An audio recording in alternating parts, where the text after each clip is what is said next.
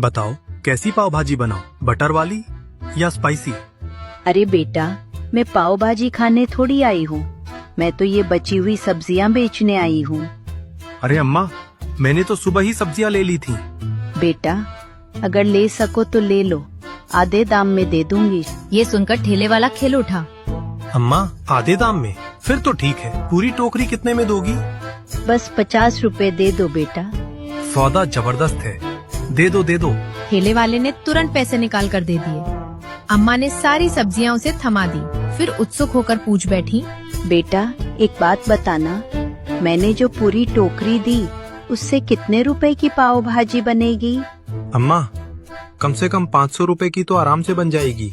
ये सुनकर अम्मा हैरान रह गईं। इतना मुनाफा? अम्मा वहाँ से चल दी, लेकिन मन में ठेले वाले की बात घूमती रही। रास्ते में उन्हें सूरज का बिरयानी वाला ठेला दिखा। वहाँ भारी भीड़ थी। अम्मा ने भीड़ देखी और मन में सोचा, ये लोग थोड़े से खर्च में इतना मुनाफा कमा लेते हैं, अगर मैं भी कुछ ऐसा करूँ तो? रेजोनेंस। अचानक उनके मन में एक नया विचार बिजली की तरह कौंधा। क्यों ना मैं अपनी सब्जियों से बिरयानी बनाऊं? सब्जी बिरयानी नई डिश होगी, सबको पसंद भी आ सकती है और लागत भी कम पड़ेगी। अम्मा पूरे रास्ते यही सोचती रहीं। घर पहुँचते पहुँचते उनका मन उम्मीद से भर गया था। एक बुजुर्ग महिला एक नई सोच और एक नई शुरुआत की खुशबू हवा में तैर रही थी। अगली सुबह सूरज अपने मन में कई सवाल लिए मुखिया जी के घर पहुंचा। मुखिया जी, मुझे आपसे एक जरूरी बात करनी है। मुखिया ने उसे सिर से पैर तक देखा। हाँ सूरज, बोलो क्या हुआ? सूरज की आवाज भारी हो गई। मुखिया जी, अब मैं बड़ा हो चुका हूँ, आपके सारे काम करता हूँ, आपकी हर बात मानता हूँ। अब तो मुझे वो बात बता दीजिए, मेरी माँ कौन है? आपने बचपन से वादा किया है। मुखिया ने थोड़ी देर चुप रहकर कहा, अरे सूरज बेटा, वादा किया है तो निभाऊंगा भी, लेकिन अभी थोड़ा वक्त चाहिए।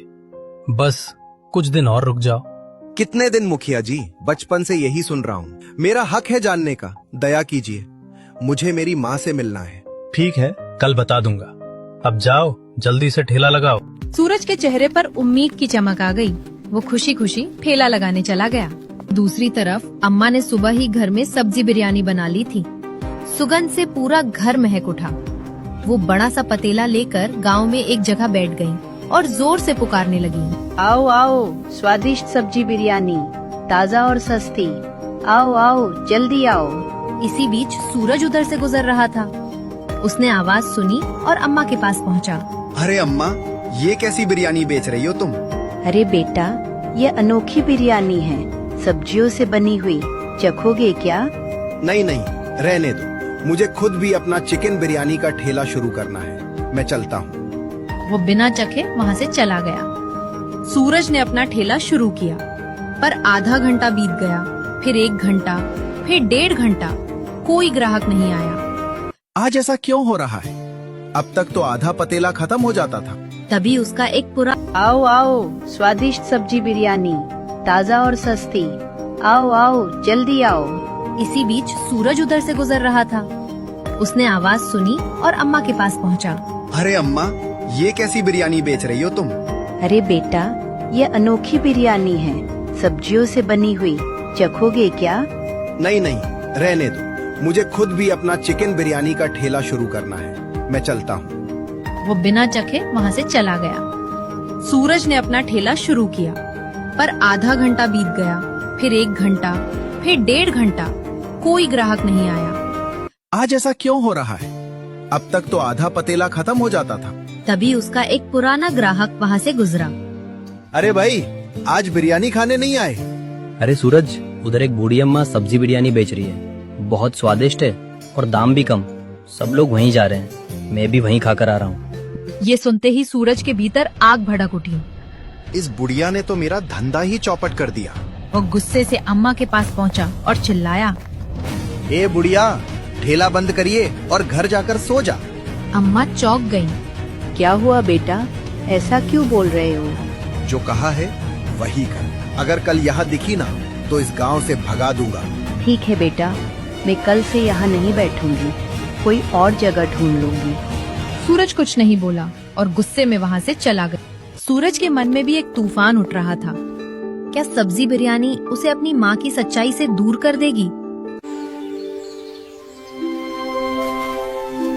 अगले दिन सूरज दिल में उमंग और आंखों में चमक लिए मुखिया जी के घर पहुंचा। मुखिया जी, अब अपना वादा पूरा कीजिए। बताइए, मेरी माँ कौन है? मुखिया जी ने गहरी सांस ली। सूरज, तुम बहुत नेक इंसान हो।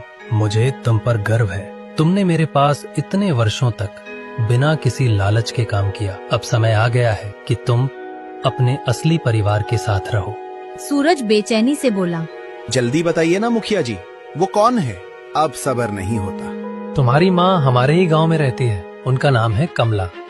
वही बुजुर्ग महिला जो सब्जियां बेचती है।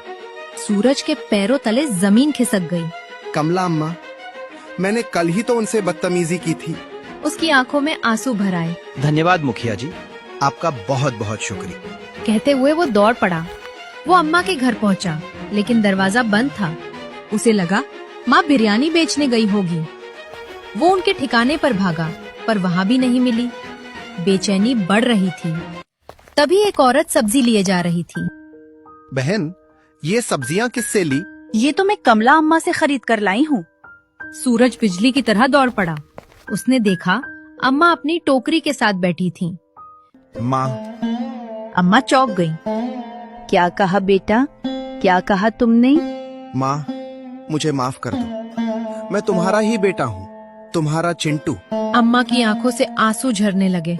सच? तू ही मेरा चिंटू है? मुझे लगा था वो खो गया। सूरज ने सब कुछ बता दिया। कैसे मुखिया ने उसे पाला, कैसे वो रोज माँ से मिलता था पर पहचान नहीं पाया।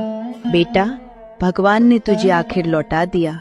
माँ, आज से हम दोनों साथ रहेंगे और कल से हम दोनों मिलकर सब्जी बिरयानी बेचेंगे। तुम बनाओगी, मैं ठेला चलाऊंगा। अरे वाह, मेरा बेटा अब सब्जी बिरयानी बेचेगा। माँ, सब्जी बिरयानी ने ही तो मुझे तुमसे मिलवाया है। उस दिन के बाद गांव में एक नया ठेला लगा। कमला अम्मा और उनके बेटे सूरज की सब्जी बिरयानी, प्यार का असली स्वाद।